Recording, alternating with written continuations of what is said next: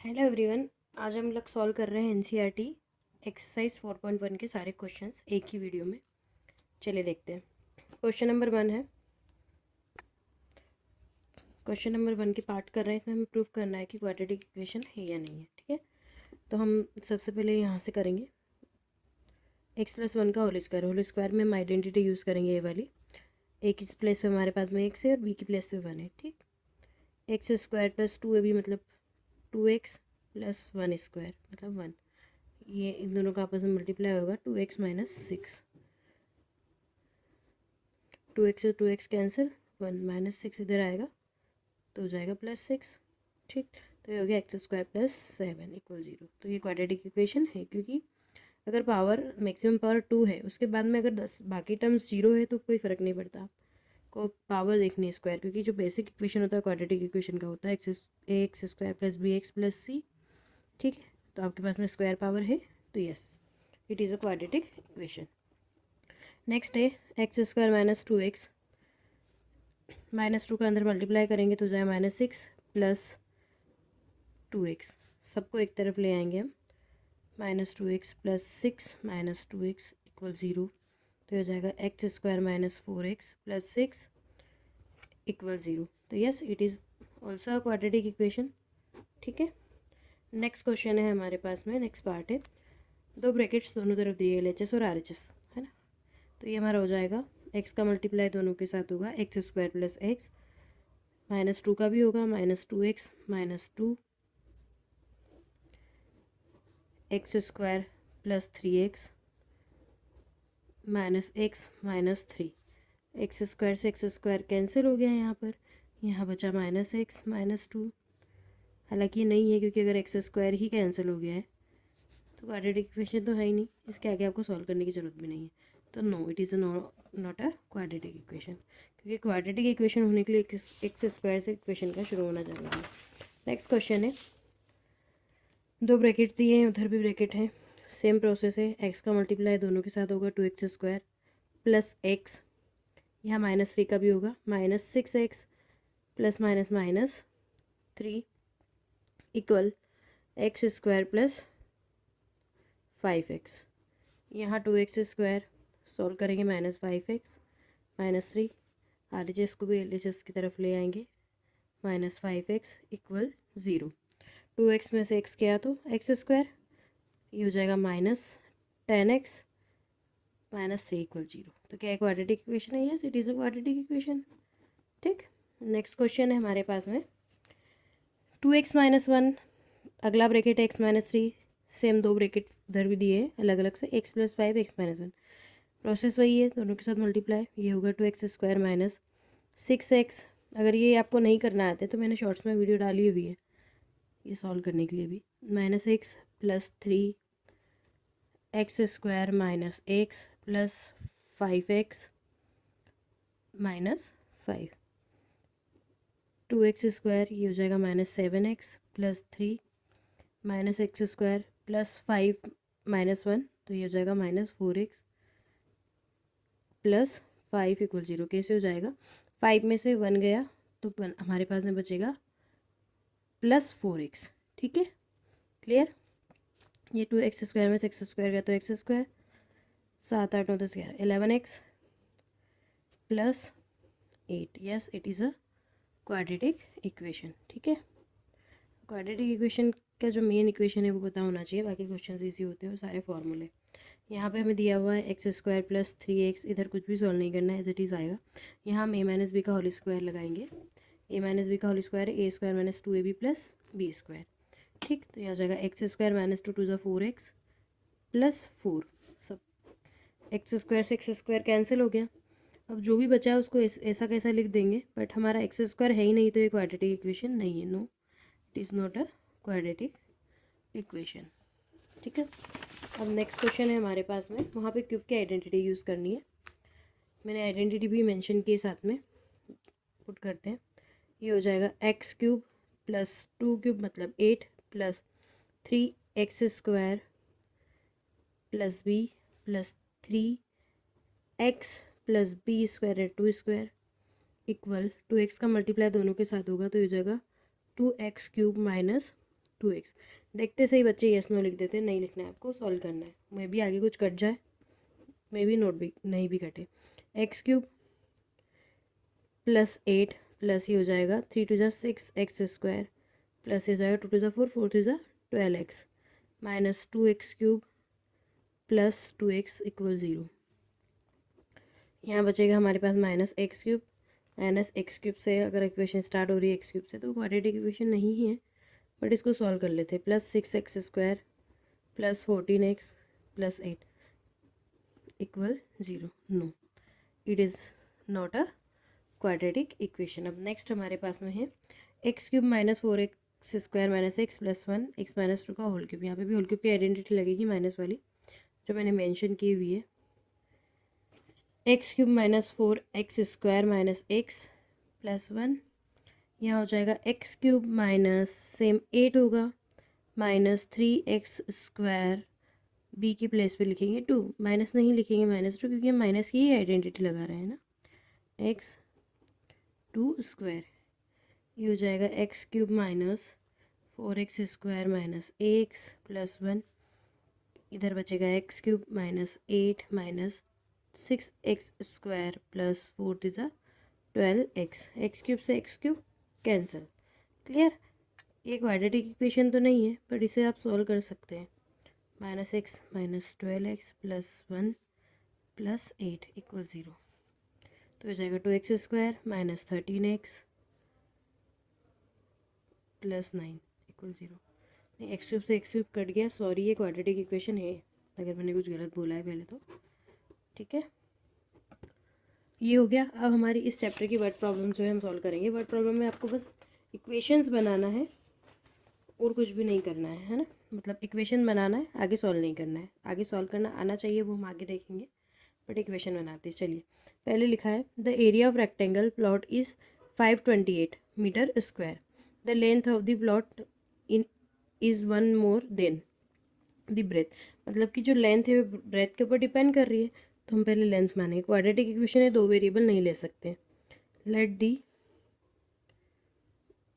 Breath be x metre, ठीक, and length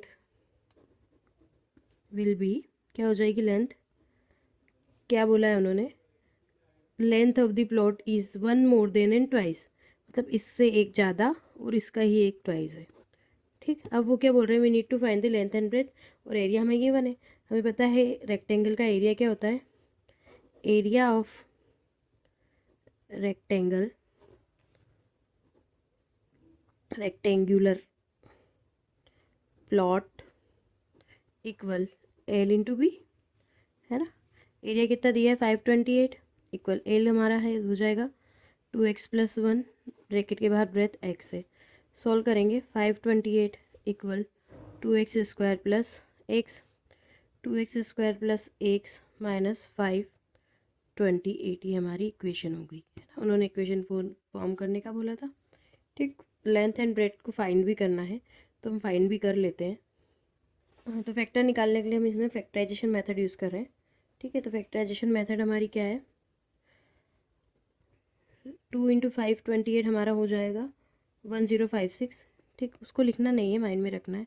तो इसके फैक्टर्स हो जाएंगे 33x माइनस प्लस 32x। क्यों? क्योंकि माइनस करने पर आना चाहिए। यहाँ से क्या कॉमन निकल रहा है, यहाँ से कॉमन निकला है हमारा x, ओनली x, तो इधर बचा 2x माइनस 33। यहाँ से हम 16 कॉमन निकाल लेंगे, तो इधर बचेगा 2x माइनस 33 इक्वल 0। तो ये हो जाएगा पहला, तो x इक्वल 33/2, दूसरा हो जाएगा x इक्वल -16। ठीक है, निकालने की ज़रूरत नहीं है, बट मैंने आप लोगों को समझाने के लिए निकाल दिया है इसको। ठीक है, आई थिंक यहाँ कुछ गड़बड़ हो गई। हाँ हाँ, ये प्लस है ना, तो आपको 32 पहले लेना होगा और 33 बाद में लेना होगा, क्योंकि आंसर में +1 आना चाहिए, इसके अकॉर्डिंग -1 आ रहा था। कॉमन लेंगे तो थोड़ा सा कुछ चेंज हो जाएगा, सॉरी फॉर देट। यहाँ से हम 2x कॉमन लेंगे, 2x कॉमन लेंगे तो यहाँ बचाया x माइनस 16, वहाँ से हम कॉमन लेंगे 33 प्लस का तो इधर बचेगा x माइनस 16, इधर भी बचेगा इक्वल 0। तो ये x माइनस एक्स इक्वल 16 हो गया और एक हो गया x इक्वल -33/2, जो कि एक्सेप्टेबल नहीं है। तो हमारा जो ब्रेथ है वो हो गया है 16 और लेंथ क्या हो जाएगा, लेंथ हो जाएगा हमारा 2 × 16 + 1 दैट इज़ 33 मीटर। ठीक है, इसके लिए सॉरी ये आप नहीं देखेगा इस चीज़ का ध्यान रखना है ना, प्लस है तो बड़ा नंबर जो है वो प्लस में होना चाहिए, छोटा माइनस में होना चाहिए। अब नेक्स्ट क्वेश्चन दिया हुआ है the product of two consecutive, तो consecutive positive integer is 306। Consecutive मतलब लगातार, यहाँ इवन आउट का कोई चक्कर नहीं है, तो आप अपने हिसाब से मान ले लेंगे। Let the two consecutive positive integers b x and x plus 1। अब उन्होंने क्या बोला है, product of two positive consecutive integers is 306। तो इनका प्रोडक्ट जो है वो लिखना है according to question x plus 1 = 306। तो ये जाएगा x² + x - 306। तो ये हमारा आंसर है, इक्वेशन ही बनानी थी इसमें। ठीक, अगला क्वेश्चन है हमारे पास में थर्ड। रोहन, एज वाले क्वेश्चन आप लोगों को ज़्यादा आते हैं एग्ज़ाम में, एज वाले। इसके बाद जो ट्रेन वाला क्वेश्चन आने वाला है वही ध्यान से देखिएगा। Rohan's mother is 26 years older than him. The product of their ages in years 3 years from now will be we would like to find Rohan's present. यहाँ पर विल बी 360 आएगा। ठीक है, तो हम मान लेते let the Rohan's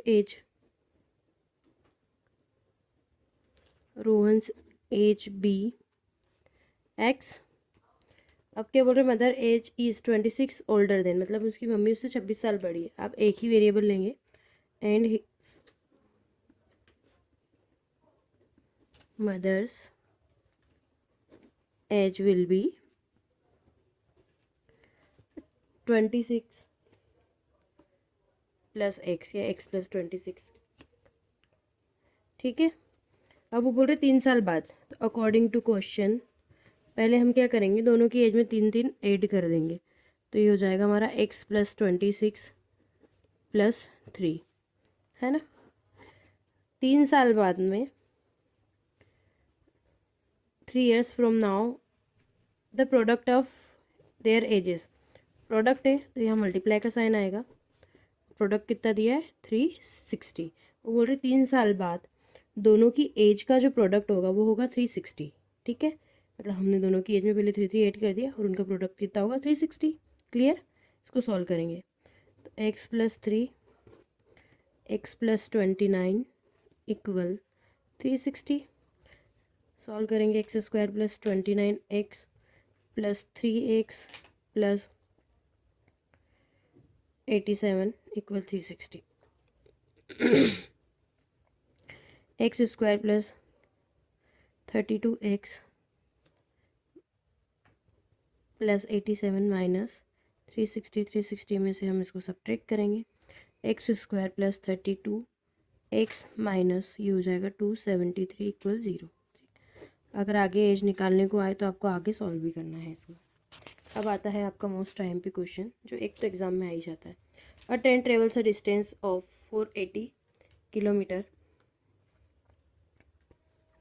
most time पे क्वेश्चन है, the train travels a distance of 480 kilometre at a uniform speed. If the speed had been 8 km/h less, then it would be have to taken 3 hours more to cover the same distance. मतलब एक train जो है अपनी uniform speed से चल रही है, फिर बाद में उसकी स्पीड कम कर दी गई तो उसको सेम डिस्टेंस पे पहुंचने में 3 घंटे ज़्यादा लगे। ठीक है, अब आपने एक फॉर्मूला तो पढ़ा ही होगा, time equal distance upon speed. ठीक है, इसके अकॉर्डिंग हम ये क्वेश्चन सॉल्व करेंगे। ठीक है, तो हमारा सबसे पहला होगा let the speed of train, let the speed of train of the train x kilometre per hour. ठीक, तो time taken to cover, time taken to cover distance equal, कितना टाइम लग रहा है, कितना है डिस्टेंस 480 अपॉन स्पीड कितनी हमने लिया x। क्लियर। अब अकॉर्डिंग टू क्वेश्चन क्या बोल रहे हैं वो, if speed if speed decreased, कितनी डिक्रीज्ड हुई है वो, decreased x -8 kilometre per our. तो टाइम क्या लगेगा यहाँ पर, टाइम इक्वल डिस्टेंस सेम है, स्पीड। अब इसमें जो आगे मैं करने जा रही हूँ उस पर आप ध्यान दीजिएगा क्योंकि यहीं बच्चों को कन्फ्यूज़न होता है। अगर ये समझ में आ गया तो इस टाइप के सारे क्वेश्चन हो जाएंगे। अगेन अकॉर्डिंग टू क्वेश्चन क्या बोल रहे हैं वो, अगर स्पीड कम हो गई तो टाइम कितना लगेगा, 3 घंटे ज़्यादा लगेगा, है ना। तो ऑब्वियसली हमने 2 टाइम निकाले यहाँ पे, एक ये और एक ये टाइम कब, जब एक एवरेज स्पीड से ट्रेन चल रही थी, और ये टाइम कब, जब स्पीड को आपने कम कर दिया। ऑब्वियसली स्पीड को कम किया मतलब टाइम इससे ज़्यादा लगेगा, है ना। तो ज़्यादा में से हम कम को माइनस करते हैं, तो ये हो जाएगा 480 by x -8 minus 480 by x equal 3। आया आपको समझ में। ज़्यादा टाइम में से हमने कम टाइम को माइनस करा, क्योंकि ये जो स्पीड थी ये ज़्यादा थी तो इससे ऑब्वियसली टाइम कम लगेगा, ये स्पीड कम हो गई तो टाइम ज़्यादा लगेगा। क्लियर है ना। ये चीज़ समझ जाएंगे तो आप इस टाइप के सारे क्वेश्चन इस मेथड से कर सकते हैं। इवन एरोप्लेन वाले जो क्वेश्चन आते हैं वो भी कर सकते हैं। ठीक है, अब हम इसको सॉल्व करेंगे। एलसीएम लेंगे, हो जाएगा 480x माइनस 480x -8 अपॉन में आएगा आपका x -8 equal 3। 480x minus 480x minus minus plus 0 multiply करेंगे हम यहाँ पे